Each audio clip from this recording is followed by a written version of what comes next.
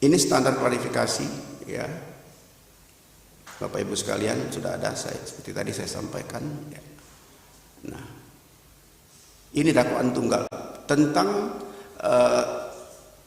bagaimana klasifikasinya, Bapak Ibu sekalian.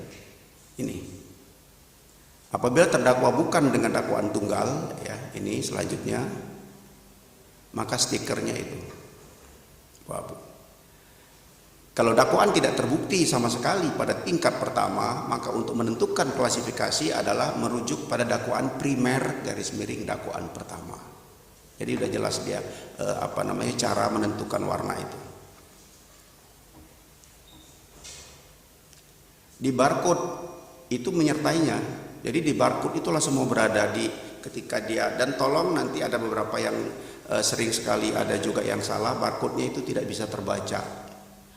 Misalnya, ini Bapak Ibu sekalian, untuk efektivitas percepatan penyelesaian laporan kasasi, ya, yang terdakwanya ditahan, Bapak Ibu sekalian, ini supaya hitungan detik apa yang ingin Ibu sampaikan, apa yang ingin Ibu laporkan itu sampai ke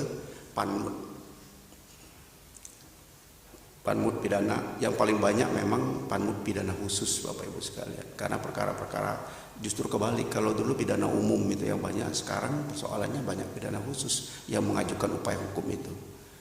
Tipikor itu hampir semua, ya, lingkungan hidup dan sebagainya. Kemudian alamat surat elektroniknya ini panmut.pidana.umum@gmail.com. Begitu juga aplikasi pada menunya dibuka itu, Bapak Ibu sekalian, di search di pertama sub dan menu perpanjangan penahanan, diklik akan keluar kotak yang bisa Bapak Ibu isi.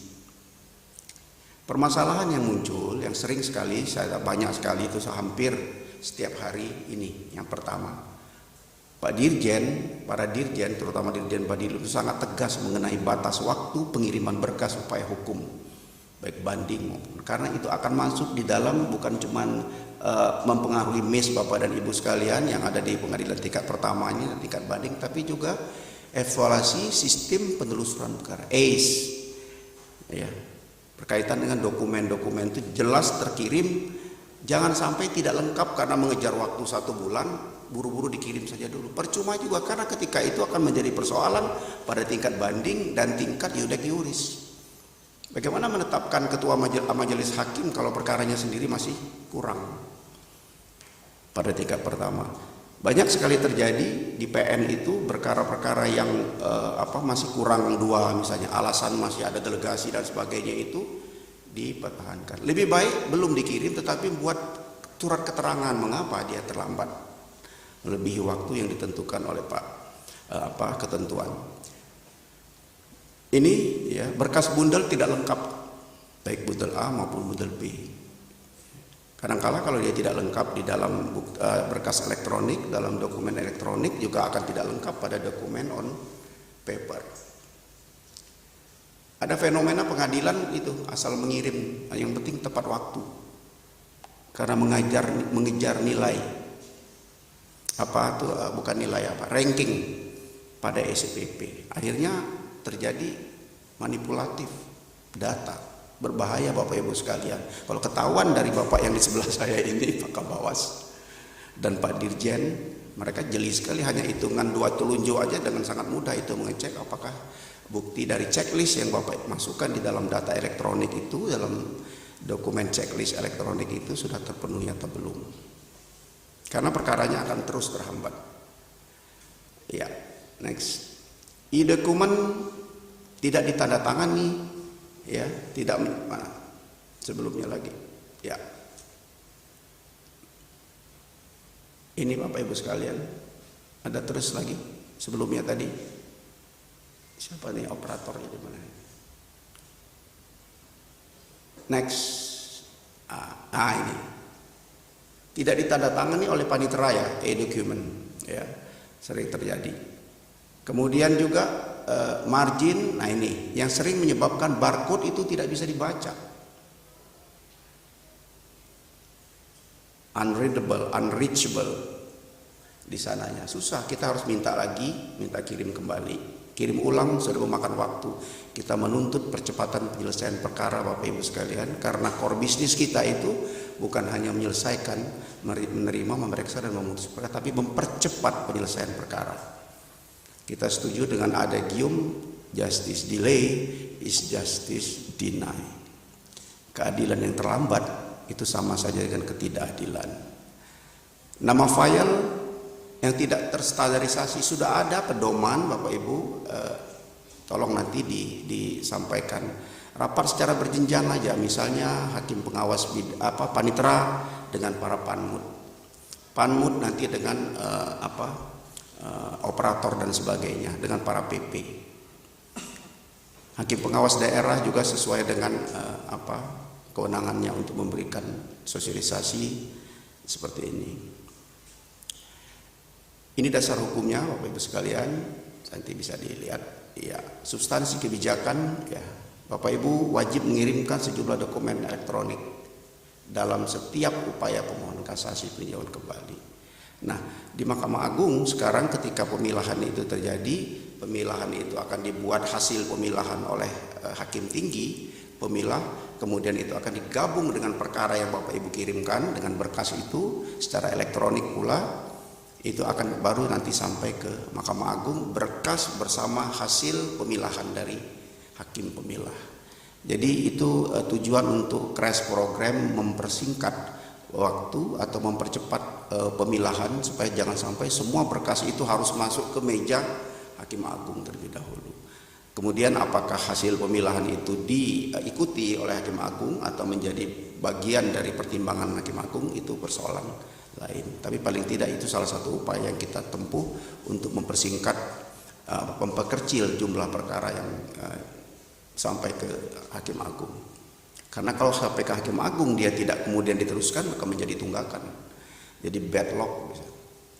Ya, ketentuan dokumen ini jenis, ruang, format file Bapak Ibu sekalian. Salah format, salah kolom, salah aplikasi akan tidak sampai.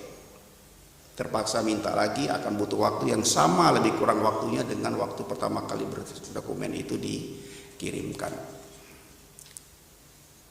Ya, media pengiriman elektronik, tolong ini lampu, ya, mudah-mudahan Pak KPN ya tidak ada persoalan dengan jaringan. Ya, karena urat nadi kita itu sekarang yaitu teknologi informasi ini memang jaringan listrik sangat penting itu. Jenis e-document Bapak Ibu sekalian ini tadi, ini yang ada PDF, hati-hati menentukan ini. Tanda terima memori kasasi tadi dengan RTF ya. Rich text, dia RTF itu banyak teksnya ya, tapi dia bisa diapa-apakan sama kita. Kalau PDF itu tidak bisa diapa-apakan dan sangat terbatas. Makanya ada kalau relas pemberitahuan, karena memang dia sudah ada kolom, sudah ada aplikasi, kita tinggal memasukkan ke dalam aplikasi itu bisa dilakukan dengan format dokumen PDF. Akta permohonan kasasi juga, tapi yang lain itu harus RTF supaya dia sinkron dengan aplikasi-aplikasi yang sudah ada di dalam sistem teknologi informasi pemberkasan perkara. Ya, ini jenis dokumen yang lain PDF ya dan RTF. Nah, jadi tolong ini kalau bisa agak kurang masih ini di print out, ditaruhlah di meja panmut itu atau dimanapun tempatnya supaya nggak lupa, sampai mereka hafal di luar kepala tentang dokumen mana yang dalam bentuk yang harus di format. Ya, ini dokumen yang wajib SOP ya, Bapak Ibu sekalian. Tidak ada lagi kita bekerja tanpa standar operasional prosedur. Kerjakan apa yang Anda tulis apa yang telah Anda kerjakan. Semua harus berbasis SOP. Ya. Lalu aturan peralihannya ini memang pelan-pelan kita tidak memang semudah perubahan itu memang kadang-kadang sesulit ya apa yang kita lakukan juga. Jadi kita pelan-pelan akan kalau memang belum bisa, misalnya ada pengadilan-pengadilan yang masih ada persoalan dengan pengiriman berkas secara elektronik, ini masih ada compact disk atau email. Tapi pastikan dokumen yang Anda kirim tidak salah supaya kita tidak lagi minta bolak-balik ke PN saudara. Nah, khawatir nanti lama-lama akan menjadi bahan temuan pengawasan juga kalau terlambat dan salah, ya. Pengadilan memproduksi barcode, Bapak Ibu sekalian, ini prosesnya, ya, dapat dilakukan melalui aplikasi pada saat kita mulai memasukkan itu ke dalam sistem. Makanya ketika di SIPP, Bapak Ibu sekalian, manajemen alur perkara itu pada tingkat pertama, tolong otorisasi pengisian itu adalah sesuai dengan yang sudah ditentukan. Ya, mulai dia dari PTSP, kemudian PTSP itu ke back office itu ke menerima Panmut, kemudian juga ketua pengadilan itu menunjuk majelis, harus ketua pengadilannya karena tertulis siapa yang menginput data itu. Begitu juga penunjukan panitera pengganti, harus panitera, jangan orang lain. Begitu juga perkara penundaan, penetapan hari sidang, harus ketua majelis. Mulai belajar pelan-pelan, bolehlah pakai joki dulu, karena kita mudah sebenarnya, hanya itu aja yang kita kerjakan. Cuma kadang-kadang kita berpikirnya sudah hobi dulu, lihat sistem elektronik, oh ini kerjaan anak muda, bukan kita yang umur 50 tahun ke atas. Harus ketua majelis yang menginput data itu. Makanya Bapak Ibu sekalian dibagi satu-satu laptop ini untuk itu. Pelan-pelan oleh Pak Sekretaris nih Pak, ya. Jangan jadul tapi Pak itunya mendata, iya. Baik Bapak Ibu sekalian, ini janji Pak Sekretaris, mudah-mudahan kita betul-betul jadi pengadilan di era modern. Nah, ini barcode dapat dilakukan melalui itu, ya. Ini prosedur Bapak Ibu sekalian, ya. Berapa menit lagi saya Pak Ketua? 2 menit lagi. Ketidakpatuhan prosedur Bapak Ibu sekalian, ini yang sering terjadi, ya. Tolong mengenai terdakwa ditahan, jangan sampai dia lepas. Jangan sampai lepas, berbahaya sekali. Ya. Catatan merah. Ya. Ini bisa jadi mayor di dalam akreditasi penjaminan mutu. Karena kelalaian untuk mengirimkan penahanan itu, perpanjangan penahanan. Ya, ini lagi yang lain. Ya. Regulasinya ini Bapak Ibu sekalian, ya, SMA 1 saya kira terdakwa berada dalam tahanan, dan tolonglah memutus itu minimal tingkat pertama itu kalau bisa 7 hari, 10 hari kalau bisa lebih bagus, supaya tidak kita terburu-buru. Tolong bikin dari sekarang dengan adanya sistem SIPP yang Bapak masukkan itu secara langsung, itu Bapak bisa membuat rencana persidangan yang namanya court calendar. Tolong maksudnya kita lupakan menunda perkara seminggu itu, 2 minggu. Kalau bisa dipercepat, kenapa harus berlama? Ya. Masukkan ke dalam rencana persidangan sudah ada. Oh, sampai 3 bulan, 2 bulan berarti segini sampai pada putusan, sampai kepada pembacaan putusan. Ya, materi ini muatannya Bapak Ibu sekalian ada di dalam. 2 menit lagi. Iya, ini materi SE surat edaran lengkap supaya Bapak Ibu mengetahui dasar hukumnya, karena semua tidak datang begitu saja, tidak lahir. Semua digodok dengan kebijakan pimpinan untuk memberikan kekuatan supaya Bapak Ibu sekalian percaya diri untuk menerapkan itu. Karena di era perubahan ini, ya, kita mulai mereform, mentransformasi ke teknologi informasi ini. Kadang-kadang ini nggak memenuhi, nggak punya kepastian hukum. Ini ada dasar-dasarnya.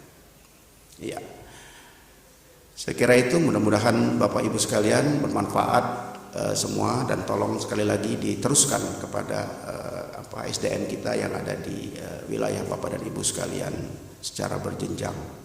Saya akhiri dengan pantun, ikan sepat, ikan gabus, ikan bawal, ikan lele. Lebih cepat, lebih bagus supaya tidak bertele-tele. Billahi taufiq wal hidayah. Wassalamualaikum warahmatullahi wabarakatuh. Baik, terima kasih Pak Panitra atas penyampaiannya. Saya catat ada 22 poin yang ingin saya tegaskan, terutama mengenai keterlambatan tahanan dari Mahkamah Agung. Saya sering menerima surat dari Rutan, dari PEN. Sekarang beliau sudah memberikan alamat emailnya bagi tahanan Mahkamah Agung, yaitu tadi Pitsus, ya, dengan pidana umum, panmut pidana umum, supaya dikirim ke tempat itu. Jadi kita tidak salah karena rutan itu sangat rajin berkirim surat pada kita. Jika 10 hari belum ada penetapannya, akan dia sudah beritahu kita. Jadi harus kita respon juga, karena Mahkamah Agung banyak tugasnya, segera dikirim melalui alamat ini. Ya, tolong rekan-rekan KPN, ini menjadi masalah besar jika penahanannya tidak ada atau terlambat. Itu menyangkut HAM, dan kita kalau udah masuk ruang publik tidak bisa kita hindari lagi. Yang kedua, mengenai prosedur, ketatan pada prosedur, ini memang sangat bagus. Kami PT Pekanbaru sudah bersepakat, kami tidak menggunakan lagi SOP yang 3 bulan untuk seperti, tapi 1,5 bulan. Dan saatnya kami nanti sampai pada 1 bulan sudah harus putus semua perkara tanpa mengikuti ketentuan maksimum yang ditentukan oleh Mahkamah Agung sebagai langkah terobosan untuk meningkatkan kinerja pengadilan tinggi, sehingga pengadilan tinggi juga akan fokus pada pengawasan dan pembinaan di daerah. Terima kasih Pak Panitra. Berikutnya adalah dari penyampaian Bapak Dirjen Badan Peradilan Umum. Kepada beliau kita persilakan dengan hormat.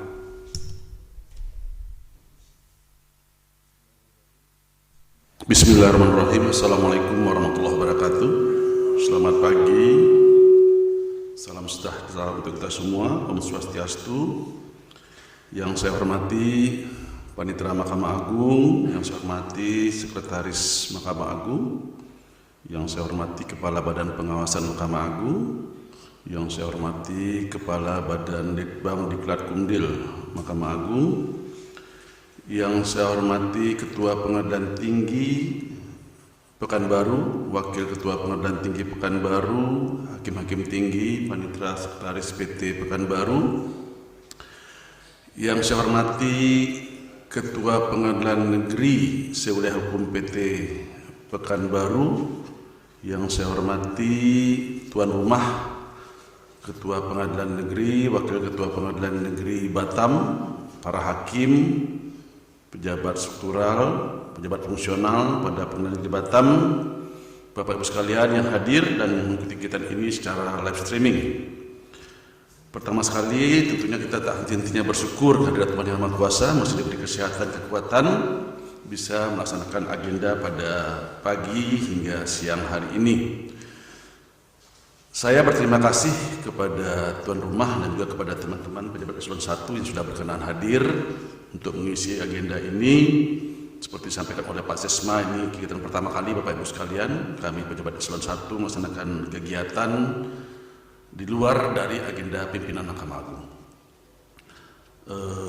Kami melihat dan juga disampaikan oleh Pak Sesma, Pak Panitra, bahwa kegiatan ini mudah-mudahan kedepannya akan terus ditindaklanjuti dan dilaksanakan, karena kita melihat banyak manfaat yang bisa diambil dari kegiatan seperti ini.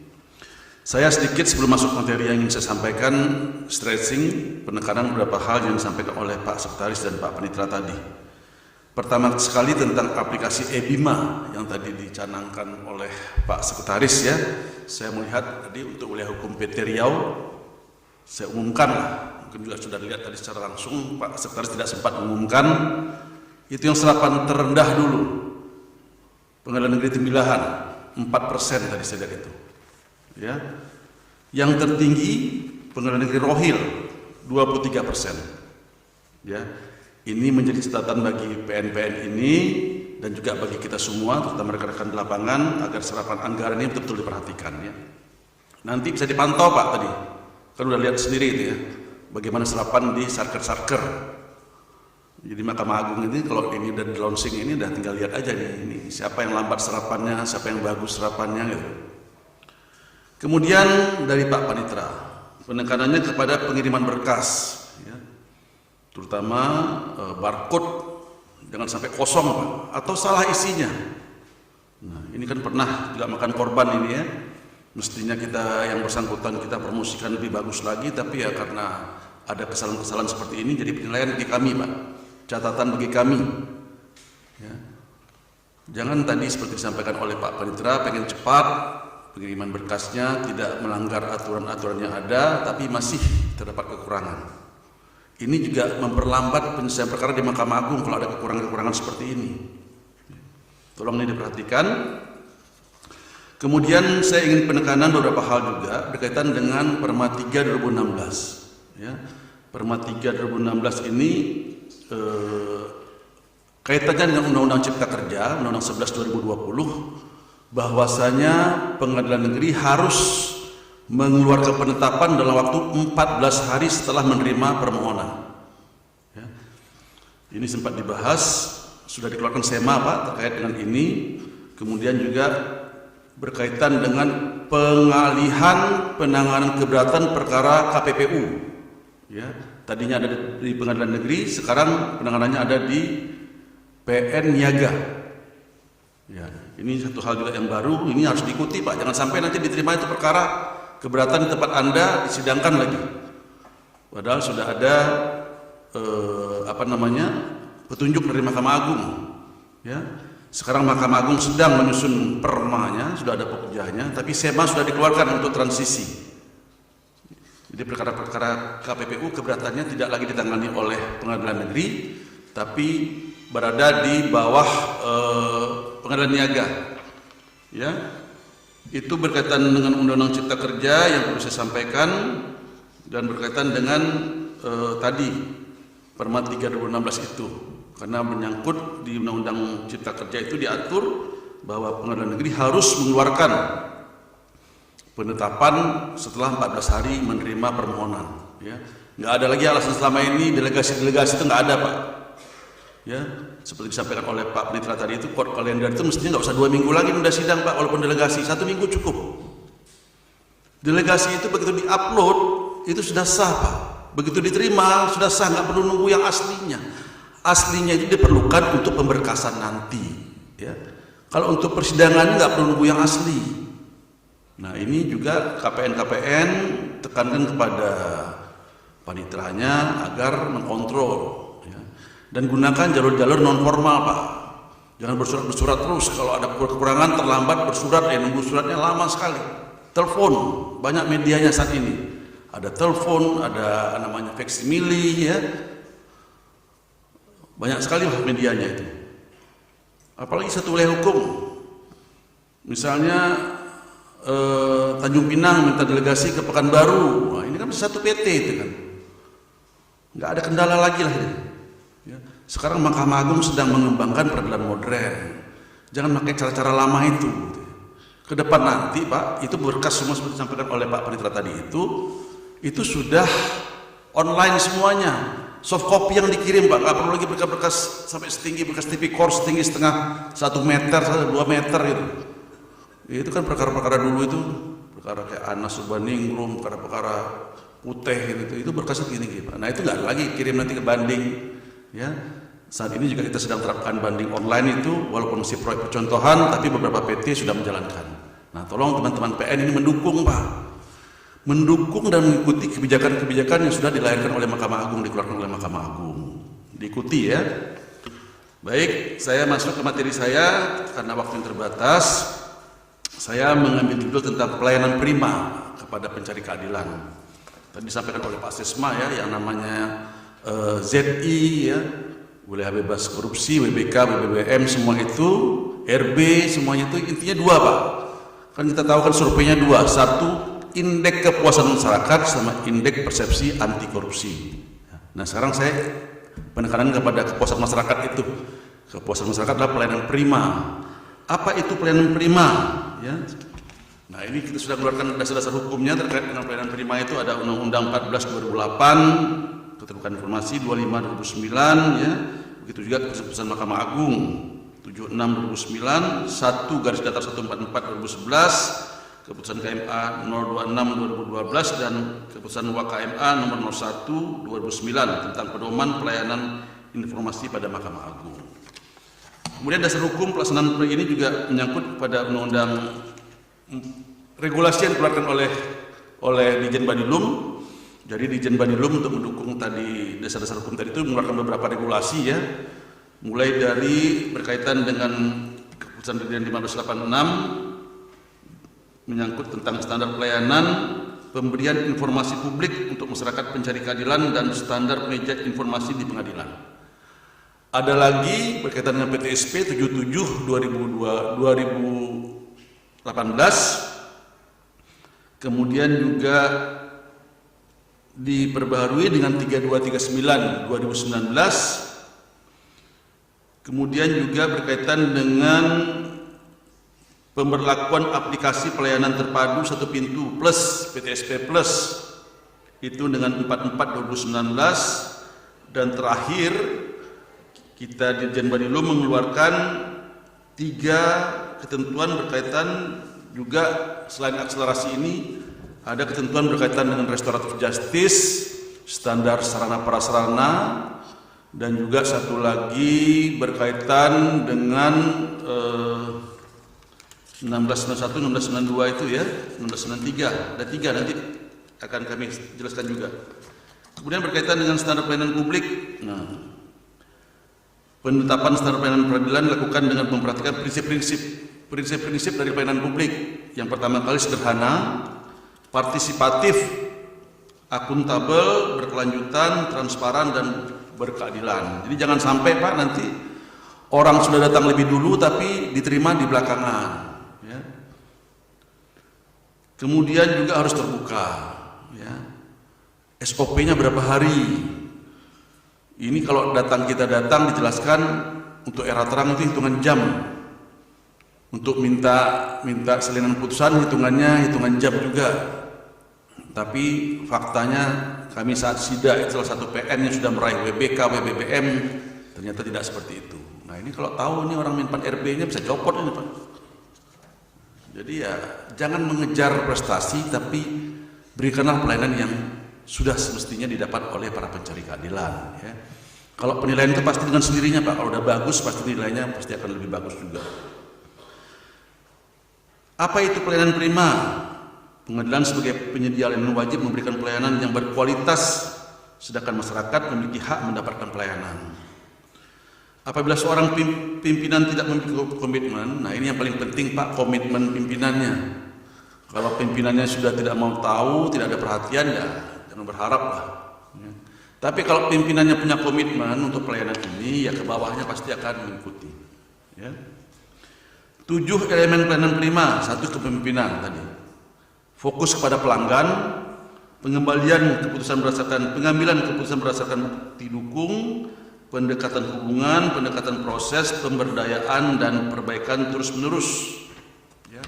Harus ada monitoring evaluasi apa yang dikeluarkan. Kalau nggak ada monefnya ya nggak akan berkembang, Pak.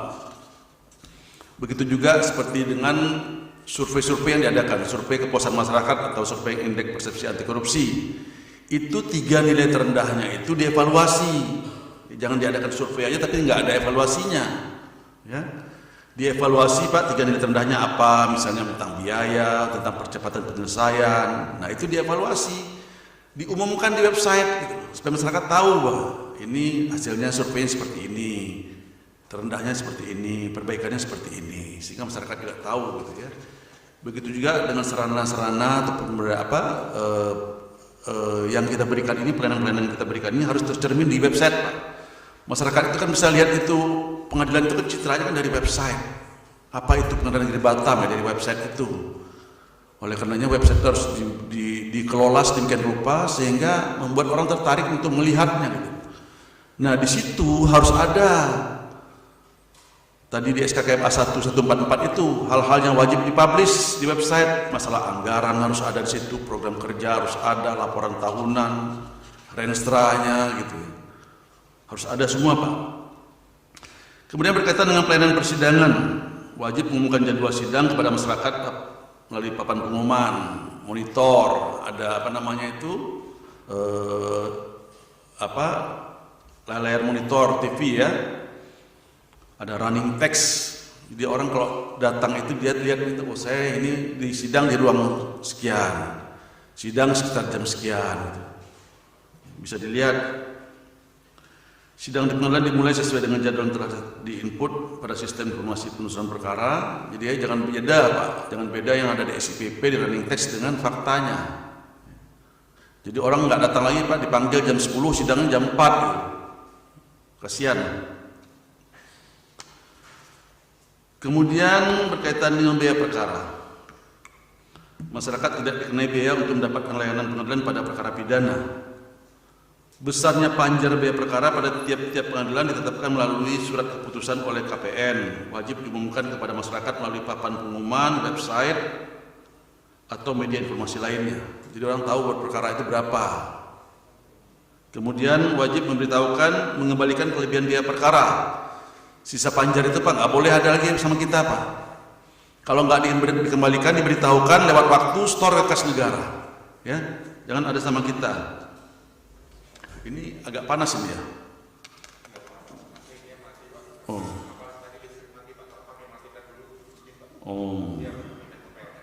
Ya. Nah ini karena ada Pak Panitra, ada Pak Sekretaris di sini, tapi nggak sengaja mati, nggak kan? Ini mentang-mentang ada Pak Sekretaris dimatikan biar dapat tambahan ini gitu. Sabotase. Iya. Ya, silakan. Gensetnya ya. Ini sekarang genset. Oh, pantesan nggak kuat ya. Bisa dialihkan? Silakan dialihkan ya. Nanti gerah pula kita di sini kan. Mati tadi. Ya.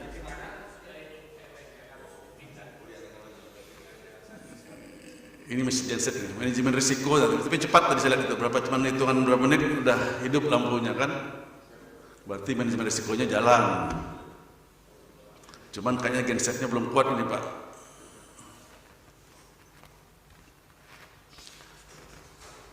Ya, sampai sebelum mati kita jalan terus ya. Nanti kalau mati baru kita stop sebentar.